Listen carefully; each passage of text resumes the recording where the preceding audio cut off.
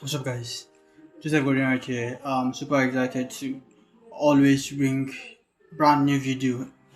In this video, I'm going to discuss with you how I make 1 to 15 wish to reward, which was easy. Which was very simple, uncomplicated stuff. It was just pure price action. So I don't want to talk too much. I'm just heading straight to the point. First of all, let me delete everything. Let me delete everything from the chat so that you know how I got the trade, the risk management, and my thinking process. So first of all, what I do is just to basically go on weekly time frame, determine the trend. After going on weekly time frame, I'll determine the trend from the weekly time frame, then daily time frame, and also make point of interest from 4 hours and 1 hour time frame. So from the daily time frame now, we are in an uptrend, isn't it? We are in an uptrend. So it's very simple. Let me make use of this stuff. We have a high here on the daily time frame. We have a high here, and we also have a low here. We have a low at this end here. So this is on the daily time frame. Let me just represent it by put week, and also this one by putting week. That is weekly time frame. Now let's go on daily time frame. I just want to go straight to the point. I don't even want to waste too much of our time. So on the daily time frame now, what I do was that I marked out the high, which was this point. I mark out this point. I mark out this point as the high. Yes, I mark out this point as the high. I mark out this point as the high. Then I think the price was at around this point. Let me go on 4 hours time frame. When price was at this point, this is where you are going to understand what I'm trying to say now. So when price was basically at this point, as price make something like this, impulsive correction, then price break this point. I know that price was breaking this high, so the next zone for you to catch it is this zone to give you inverse head and shoulder. That's why I waited for it at this point to give me inverse head and shoulder to continue to the upside. So when I see price was at this point, I just basically come back to the nearest zone, which was this zone. So I came back to this zone, which was this zone.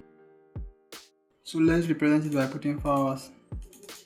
So I just came to this, which is this zone. So I just see something like this. I just represent it by putting something like this as the zone here.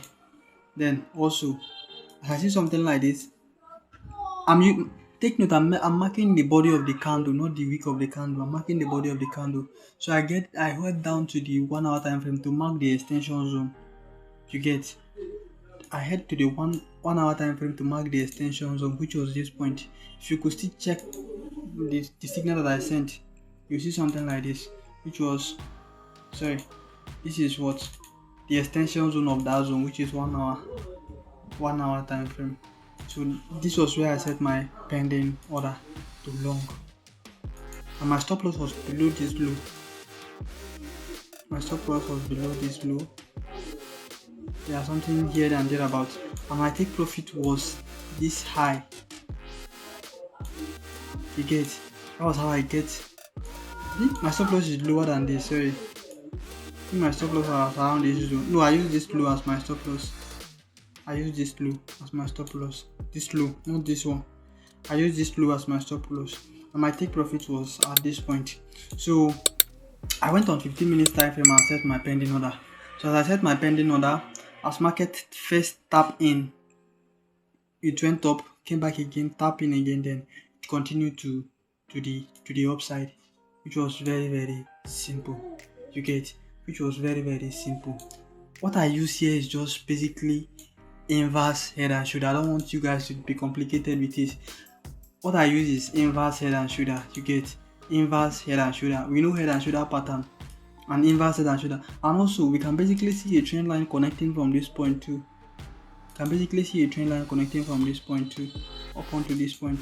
So this is first bounce, second bounce, third bounce, then bang to the upside. You get? That is how I basically catch this trade. We have something like this. This is inverse head and shoulder that I was talking about. inverse head and shoulder. And we have the main head and shoulder, which is something like this. Head, this is the head, this is the other shoulder, and this is what I basically used to catch the trade, which was very simple. Now let me go to the my telegram channel where I made this stuff. Look at it. Look at what I was trying to say. This was where I entered the trade. Yeah, this was, I don't know what's wrong with network. This was where exactly, look at what I was saying. This was the analysis that I made before the market come to that zone. This was the analysis that I made, and see when this is after. This is what after I might have been kicked in. So I send everything there, and also I send them to my telegram channel too. I send them to my telegram channel, which is also here too. And if you're not here on this telegram channel, I'll basically like you guys to be here, because I share most of my trades here, which is here. When I hit TP, that's when I drop it here. So I'm planning on creating a lock-in group, which is here already. I've created it already, so we'll be starting pretty soon. If you are interested and you want to be in, you can just join this telegram channel, message this WhatsApp number, and you will be added to the telegram channel. Let's log in together. Now let's go back to the chart. It's very simple. If you don't understand, just calm down, watch this video over and over and again. I use inverse head and shoulder as my mode of entry, and also together with trend line. It's pure price action. There's no complicated thing. It's inverse head and shoulder. Look at it here. Inverse. It's something like inverse head and shoulder. I use inverse head and shoulder as my as my point of entry. It's very, very simple. And if you like this type of content, smash the like button, subscribe, turn on post notification, and I will see you on the next one.